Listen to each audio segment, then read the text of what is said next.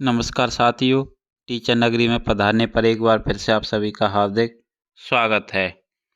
CET exam देने वालों के लिए बहुत अच्छी खुशखबरी है।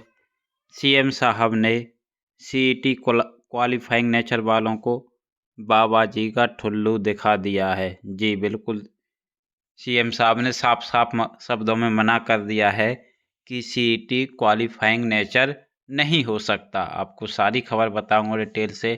उससे पहले वीडियो को लाइक करें, चैनल पर नए हैं तो चैनल को सब्सक्राइब कर लें।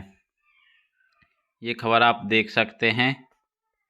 हरियाणा सरकार ने अस्वीकार ग्रुप सी पदों के लिए सीईटी क्वालिफाइंग नेचर करने की मांग।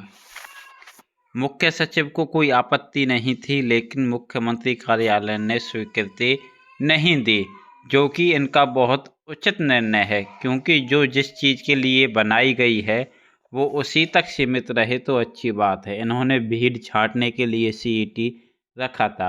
यदि वो फिर से वही भीड़ इकट्ठी हो गई तो सीईटी में इतना खर्चा करने का कोई फ़ायदा नहीं था। इतना समय और पैसा बर्बाद करने का मूल्य शून्य हो जाता। फिर कहीं ना कहीं सरकार पर ही सवाल उठने लगते।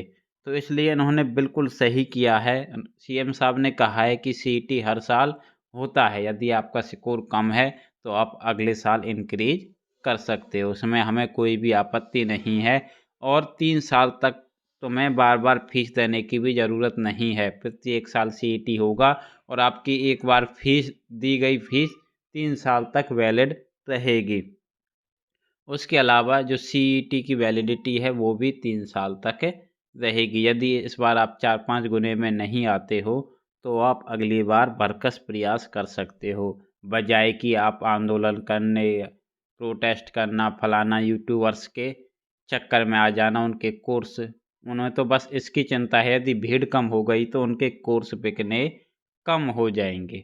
बस उन्हें और कोई भी चिंता नहीं है। यदि उन्हें वास्तव में बच्चों की चिंता होती तो जिस समय नोटिफिकेशन आया था, जिस समय रूल बनाए गए थे, तभी तुरंत इसका विरोध किया जाता। लेकिन जब एग्ज़ाम हो गया, भीड़ कम हो गई, अब कोर्स लेने वाला नहीं है कोई, तो उन्हें इसका डर सताने लगा है कि अब वो बड़ी मुसीबत में हैं।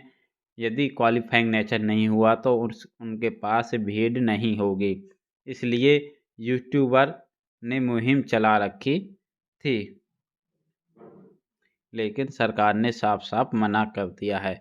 तो मैं उम्मीद करता हूँ आप सभी बच्चों से आप इनके बहकावे में ना आएँ। अपने सीईटी ग्रुप डी की तैयारी करें, उसमें आप अच्छे मार्क्स लें तो आपका सिलेक्शन अवश्य होगा। वन अन्यथा आप अन्य एग्ज़ाम के लिए प्रयास कर सकते हैं और अगले साल होने वाले सीईटी के लिए भरकस प्रयास करिए। उम्मीद करता हूँ आप बहुत अच्छे नंबरों के साथ उसमें अपना मेरिट में जगह बना पाएंगे। धन्यवाद।